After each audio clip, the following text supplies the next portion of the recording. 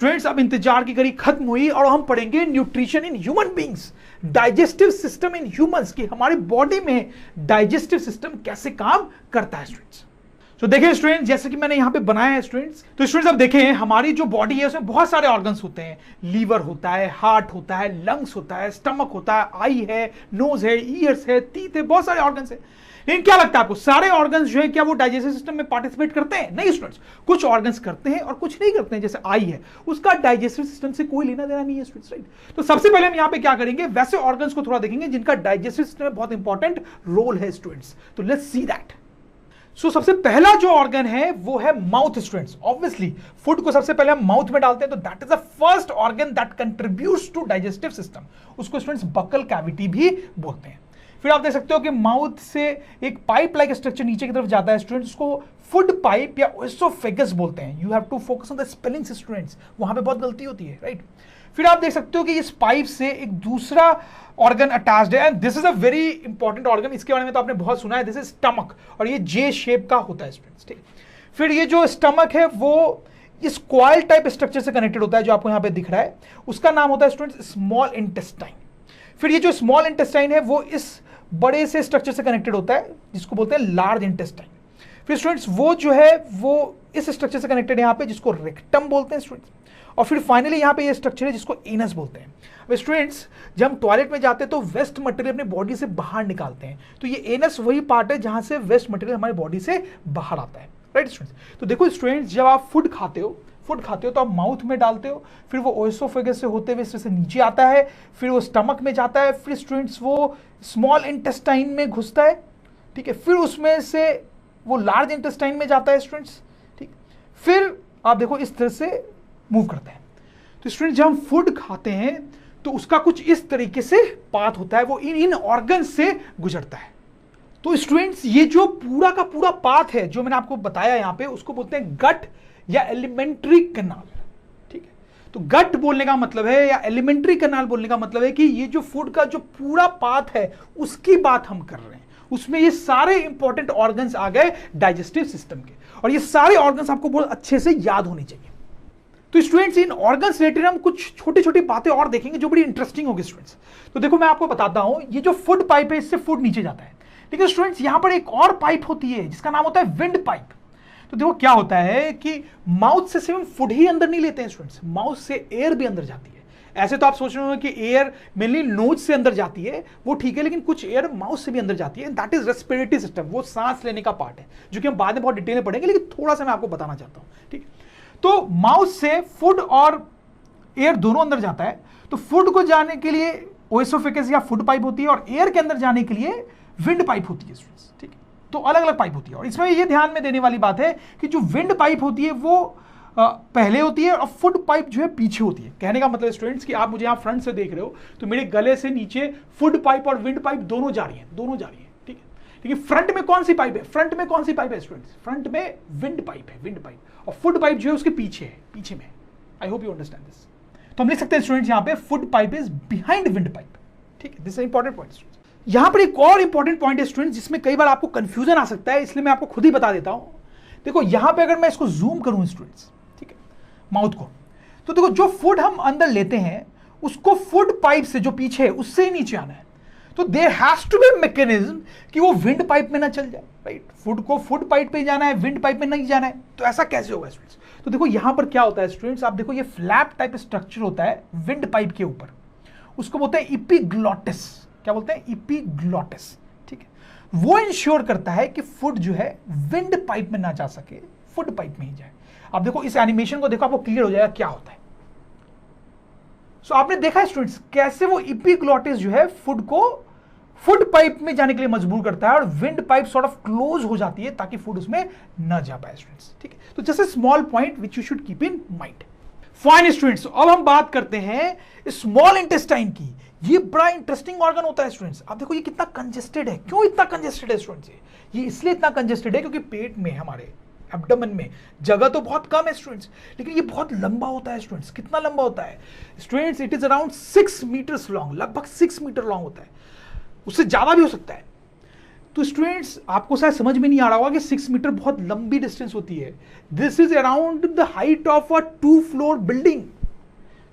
कितना लंबा होता है। तो आप सोच रहे होंगे स्टूडेंट्स कि ये हमारे बॉडी में फिट कैसे जाता है। ये ज़्यादा मोटा नहीं होता है, थिन होता है और बहुत क्वाइल्ड होता है, तो फिट आ जाता है और इसीलिए इतना कंजेस्टेड भी है स्टूडेंट्स, राइट। अच्छा, अब अगर हम ये जो लार्ज इंटेस्टाइन है इसके अराउंड उसकी बात करें स्टूडेंट्स, तो वो थोड़ा छोटा होता है, वो लगभग 1.5 मीटर के हाइट का होता है, तो वो आप देखिए थोड़ा छोटा होता है, ठीक है।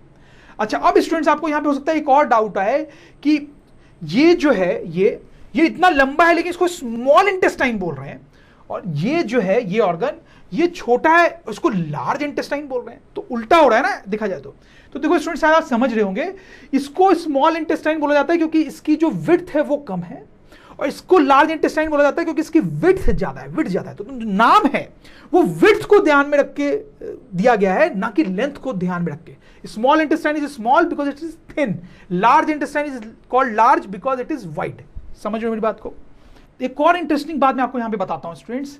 तो हमने देखा कि फूड यहां से आता है, फिर वो ट्रैवल करते करते करते फाइनली यहां से निकलता है। तो स्टूडेंट जब फूड यहां से निकलता है तो उसने पता है आपको टोटल यहां से कितना डिस्टेंस ट्रैवल कर लिया है। तो ये जो गट है, ये जो पूरा एलिमेंट्री कनाल है स्टूडेंट्स, उसकी लेंथ कितनी हो गई 9 मीटर्स। तो इसमें आप सोच सकते हैं कि इसमें जो स्मॉल इंटेस्टाइन था उसकी लेंथ लगभग 6 मीटर थी, जो लार्ज इंटेस्टाइन था उसकी लेंथ लगभग 1.5 मीटर थी, तो वही मिलके लगभग कितना हो गया 7.5।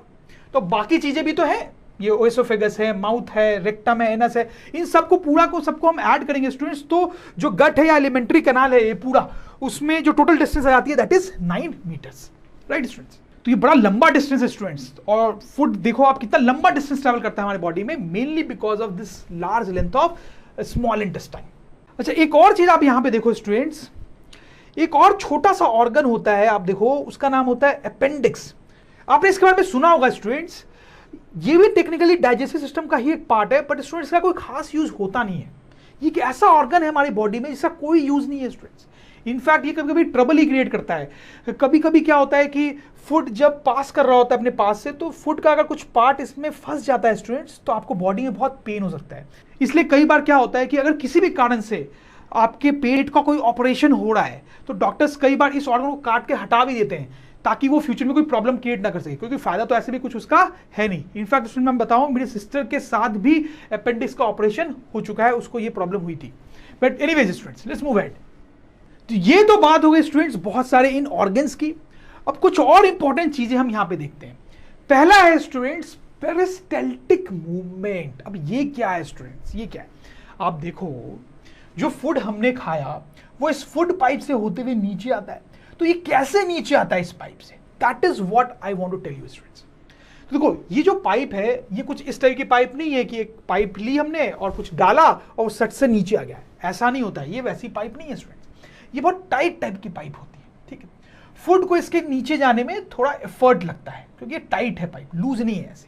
तो आप देखो, इस पाइप का मैं यहाँ पे बना रहा हूँ वापस से एनिमेशन। तो आप देखो किस तरीके से ये फूड जो है नीचे जा रहा है। आप देख पा रहे हो कि जो पाइप है उसमें कॉन्ट्रैक्शंस और एक्सपेंशंस हो रहे हैं। जैसे मैं आपको पॉज करके दिखाता हूँ, आप देखो यहाँ पे पॉज किया मैंने इसको, ठीक है। तो आप देखो यहाँ वाला जो पोर्शन है ट्यूब का वो कैसे कॉन्ट्रैक्टेड है और यहाँ वाला पोर्शन कैसे एक्सपैंड हुआ है, ठीक है। फिर अगर थोड़ी देर बाद का सीन देखेंगे तो आप देखो यहाँ पे जब फूड आया तो वापस से ये वाला पोर्शन जो है वो कॉन्ट्रैक्टेड है और ये जो है एक्सपैंडेड है। तो क्या होता है कि फूड को नीचे ले जाने के लिए ये जो पाइप है ये मसल की बनी होती है और वो मसल्स कॉन्ट्रैक्ट और एक्सपैंड करते रहते हैं।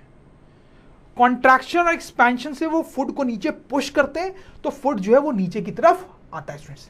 और यही जो मूवमेंट है यहाँ मसल्स का स्टूडेंट्स, उसको पेरिस्टाल्टिक मूवमेंट बोलते हैं। तो स्टूडेंट आपको समझ में आया कि कैसे फूड इस फूड पाइप से नीचे आता है, बाय पेरिस्टाल्टिक मूवमेंट। और स्टूडेंट मैं बता दूं, सिर्फ इस पाइप से ही ऐसे नीचे नहीं आता है, बल्कि पूरे गट से जब फूड ट्रैवल करता है तो पेरिस्टाल्टिक मूवमेंट के कारण ही मूव करता है। जब ये स्टमक से भी क्रॉस करता है तो स्टमक के मसल्स भी कॉन्ट्रैक्ट और एक्सपैंड करते हैं ताकि फूड जो है वो आगे की तरफ बढ़े। और स्टूडेंट्स खासकर आप इंटेस्टाइन में समझ पाएंगे, क्योंकि इंटेस्टाइन में ट्यूब लाइक स्ट्रक्चर है कि इस इंटेस्टाइन में भी जब फूड आगे की तरफ मूव करता है स्टूडेंट्स, तो उसके वॉल्स के जो मसल्स हैं वो कॉन्ट्रैक्ट और एक्सपैंड करते हैं उसको आगे ले जाने के लिए। वैसा ही लार्ज इंटेस्टाइन में भी होता है। तो स्टूडेंट्स पूरे गट में फूड का मूवमेंट कैसे होता है? पेरिस्टाल्टिक मूवमेंट से। उसके बारे में मैं यहां लिख भी देता हूं, विच यू कैन रीड। तो स्टूडेंट्स कई बार कुछ बच्चे जो बहुत सोचते हैं, उनको एक डाउट आता है यहाँ पे। वो ये सोचते हैं कि ये जो पेरिस्टाल्टिक मूवमेंट है वो ऐसा क्यों बनाया भगवान ने? भगवान सिंपली ये काम भी तो कर सकता था ना कि ये जो पाइप है ओएसोफेगस उसको सिंपल से बना देता, हम कुछ भी खाते वो नीचे गिर जाता सीधे सीधे, राइट स्टूडेंट्स। लेकिन भगवान ने ऐसा क्यों नहीं किया? क्योंकि स्टूडेंट्स भगवान अगर ऐसा करते तो बड़ी प्रॉब्लम हो जाती। क्या प्रॉब्लम हो जाती स्टूडेंट्स? देखो आप हमेशा खड़े रहो ऐसा तो जरूरी नहीं है। सपोज करो आपने कुछ खाया और जस्ट खाने के बाद आप ऐसे लेट गए, ठीक, तो अगर ग्रेविटी से ही फूड को नीचे जाना होता तो फिर स्टूडेंट्स इस केस में जब आप लेटे हो तब तो फूड आगे जा ही नहीं पाता, विंड पाइप से नहीं जा पाता ना स्टूडेंट, तो फूड आगे जा ही नहीं पाता ओएसोफेगस से।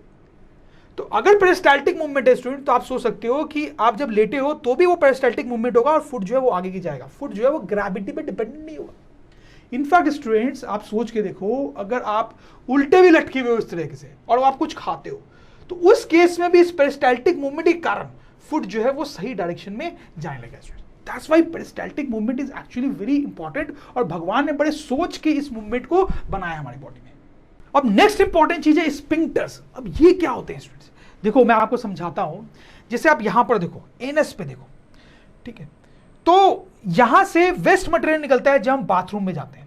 लेकिन स्टूडेंट्स वो वेस्ट मटेरियल हर टाइम नहीं निकलता है। जब हम बाथरूम में जाते हैं और हमें पता होता है कि अब ये वेस्ट मटेरियल हमें निकालना है तभी निकलता है स्टूडेंट्स। तो क्या होता है आप समझो बात को, स्फिंक्टर जो है वो रिंग टाइप सर्कुलर स्ट्रक्चर्स होते हैं, ठीक है। जैसे यहां पे एक स्फिंक्टर होता है, एनएस के एंड में एक रिंग टाइप सर्कुलर स्ट्रक्चर होता है, ठीक है। वो नॉर्मली क्लोज्ड रहता है स्टूडेंट्स, नॉर्मली क्लोज रहता है। जब वो ओपन होगा तभी फ्लो बाहर की तरफ आएगा, जब तक वो क्लोज्ड है तब तक कोई भी चीज बाहर नहीं आ सकती। तो आप इसको समझ रहे हैं, इसका बड़ा इंपॉर्टेंट रोल है, क्योंकि अगर ये नहीं होता तो हर टाइम हम एक्सक्रीट करते रहते हैं, ठीक है, कितनी गंदगी फैलती है स्टूडेंट्स, राइट। तो जनरली वो बंद रहता है, यहाँ पे स्फिंक्टर एक वो बंद रहता है, जब हम बाथरूम में जाते हैं तभी वो खुलता है और चीजें बाहर निकलती है स्टूडेंट्स, आप समझ लो। तो इस टाइप के स्फिंक्टर्स जो हैं पूरे गट में बहुत जगह पे होते हैं। जैसे ये स्टमक है स्टूडेंट्स, ठीक है, तो स्टमक के एंड पे भी एक स्फिंक्टर होता है। यहां पर जब फूड आता है स्टूडेंट्स, फूड पाइप से होते हुए फूड आता है तो यहां पे 3-4 घंटे तक रहता है और उसके साथ क्या क्या होता है वो हम देखेंगे, बट काफी देर तक रहता है। तो यहां पे स्फिंक्टर का रोल क्या है, वो बंद रहेगा ताकि फूड आगे ना निकल जाए। जब यहां पे 3-4 घंटे हो जाएंगे, जो भी फूड के साथ होना था वो हो गया है, तभी ये स्फिंक्टर यहां पे खुलता है और फूड जो है वो आगे की तरफ मूव करके स्मॉल इंटेस्टाइन में जा पाता है, ठीक है। तो ऐसे पूरे गट लाइने में कई जगह पे होता है, जैसे स्टमक के बिगनिंग में भी स्फिंक्टर होता है। तो आपको समझ में आया स्टूडेंट्स? तो हम स्फिंक्टर के बारे में लिख भी लेंगे और आपको समझ में आ गया वो क्या उनका इंपॉर्टेंट रोल है। तो बच्चों ये तो बात हो गई कुछ बेसिक ऑर्गन्स की जो डाइजेस्टिव सिस्टम में पार्ट लेते हैं, बट इसके अलावा भी कुछ ऑर्गन्स होते हैं जो इंपॉर्टेंट रोल प्ले करते हैं स्टूडेंट्स। मैं आपको एंजाइम्स के बारे में बताया था ना स्टूडेंट्स। तो हमारे बॉडी में कई सारे ग्लैंड्स होते हैं जो एंजाइम्स सिक्रीट करते हैं, तो वही हम पढ़ेंगे, ग्लैंड्स ऑफ डाइजेस्टिव सिस्टम। तो स्टूडेंट जो सबसे पहला ग्लैंड होता है जिसके बारे में आपको बताने वाला हूं उसका नाम है सैलिवरी ग्लैंड। सैलिवरी ग्लैंड्स कहां होते हैं स्टूडेंट्स? ये तो स्टूडेंट्स देखो, ये जो माउथ वाला पोर्शन है इसको जूम करते हैं स्टूडेंट्स, राइट। अब देखो यहां पर जो 3 नए स्ट्रक्चर आए ना स्टूडेंट्स, वो सैलिवरी ग्लैंड्स हैं। तो पहले तो आप समझ लें कि सैलिवरी ग्लैंड्स जो है वो कोई एक ग्लैंड नहीं है, that is group of glands which are present in your mouth. दिख रहा है आपको स्टूडेंट्स? जैसे आप देखो ये जो ग्लैंड है वो यहां है, यहां है, यहां है, यहां, ठीक है, आपको समझ में आ रहा होगा, ठीक है, यहां पर है। एक ग्लैंड आपको माउथ के पीछे भी दिख रहा होगा, मुंह की जो कैविटी है उसके पीछे। अच्छा, अब ये जो सैलिवरी ग्लैंड्स है ये क्या करते हैं स्टूडेंट्स? ये सैलिवा सिक्रीट करते हैं, सिक्रीट सैलिवा। सैलिवा क्या होता है स्टूडेंट्स? ये आपको पता है, आपको अपने माउथ में वाटर जैसा एक सब्सटेंस फील होता होगा, तो मुझे अभी भी फील हो रहा है, तो मैं फील कर रहा हूं, आप भी फील कर सकते हो। तो वो जो सैलिवा है वो ये सैलिवरी ग्लैंड्स द्वारा सिक्रीट होता है। और इस सैलिवा में एक बड़ा इंपॉर्टेंट एंजाइम होता है। कौन सा इंपॉर्टेंट एंजाइम होता है? उसका नाम है सैलिवरी एमाइलेज। ये नाम आपको याद होना चाहिए स्टूडेंट्स। अब ये जो सैलिवरी एमाइलेज है ये क्या काम करता है एग्जैक्टली वो हम थोड़े बाद में देखेंगे। अब स्टूडेंट्स देखते हैं दूसरा इंपॉर्टेंट ग्लैंड। तो दूसरा इंपॉर्टेंट ग्लैंड जो है वो बड़ा इंपॉर्टेंट स्टूडेंट्स का नाम आपने सुना ही होगा, लीवर। तो लीवर एज सच बॉडी का एक बड़ा इंपॉर्टेंट ऑर्गन होता है। आप देखो यहां पर होता है, स्टमक के बगल में होता है, काफी बड़े साइज का होता है स्टूडेंट्स। तो ये जो लीवर है ये एक जूसी सब्सटेंस सिक्रीट करता है जिसका नाम होता है बाइल। तो सिक्रीट्स ग्रीनिश येलो बाइल। तो ये जूसी सब्सटेंस सीक्रेट करता है जो ग्रीनिश येलो कलर का है और उसका नाम क्या है स्टूडेंट्स? बाइल। अब यहां पे इंपॉर्टेंट चीज ये है स्टूडेंट्स कि एक और ऑर्गन है यहां पे जो हम देखेंगे। अब देखो ये वाला ऑर्गन, इसको गैल ब्लैडर बोलते हैं। क्या बोलते हैं स्टूडेंट्स? गैल ब्लैडर। तो लीवर जो बाइल सीक्रेट करता है वो टेम्परेली कुछ देर के लिए इस गैल ब्लैडर में स्टोर रहता है, और जब उसकी जरूरत होती है तो आप देखो एक पतली सी डक्ट टाइप चीज आपको दिख रही है, उसको बोलते हैं बाइल डक्ट। तो लीवर का जो बाइल है, जो लीवर ने सीक्रेट किया है, वो गैल ब्लैडर में स्टोर रहेगा। जब उसकी जरूरत है तो वो बाइल डक्ट से होता हुआ स्मॉल इंटेस्टाइन में चला जाता है स्टूडेंट्स। समझ में आ रही है बात? और ये भी ध्यान रखना है कि ये बाइल कहां जाता है स्टूडेंट्स? स्मॉल इंटेस्टाइन में।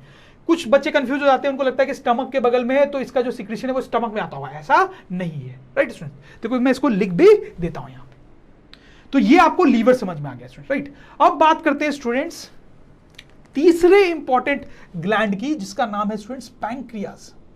तो ये भी बड़ा इंपॉर्टेंट ग्लैंड होता है। ये कहां पे लोकेट होता है? आप देखिए यहां पर स्टूडेंट्स, आपको ठीक से दिखाई नहीं दे रहा होगा क्योंकि वो स्टमक के पीछे होता है, बिहाइंड स्टमक होता है, ठीक है? स्टमक के लोअर पार्ट में उसके पीछे। अगर मैं इस पूरे मॉडल को घुमाऊं स्टूडेंट्स तो आप पीछे से देख पा रहे हैं स्टूडेंट्स, अब आपको पैंक्रियाज दिख रहा होगा स्टूडेंट्स, राइट? तो स्टमक के पीछे होता है, राइट? तो लिख लेंगे यहां पे behind stomach.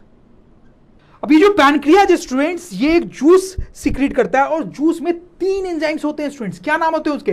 Pancreatic amylase, trypsin, lipase. ये तीनों बड़े इंपॉर्टेंट एंजाइम्स हैं। ये क्या रोल होता है इनका वो हम आगे जाके देखेंगे स्टूडेंट्स।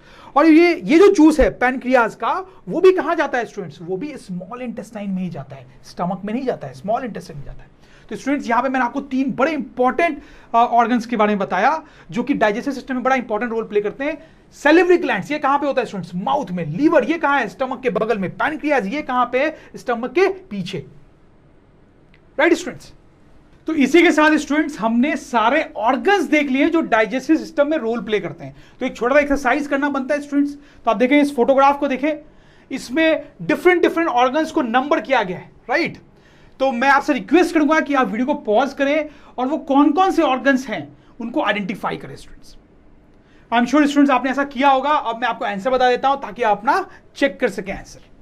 तो स्टूडेंट्स अगर ड्रोन स्टडी के ये वीडियोस आपको अच्छे लग रहे हैं तो आप प्लीज इनको लाइक करें, सब्सक्राइब करें, कमेंट्स लिखें स्टूडेंट्स, अपने थॉट्स बताएं, हमारे साथ शेयर करें कि आप और क्या चाहते हैं। और इतना ही नहीं स्टूडेंट्स, सबसे इंपॉर्टेंट नीचे शेयर बटन पे क्लिक करें और अपने दोस्तों के साथ इन वीडियोस को व्हाट्सएप और फेसबुक पे शेयर करें स्टूडेंट्स, ताकि वो भी इन वीडियोस का फायदा उठा सकें स्टूडेंट्स, राइट?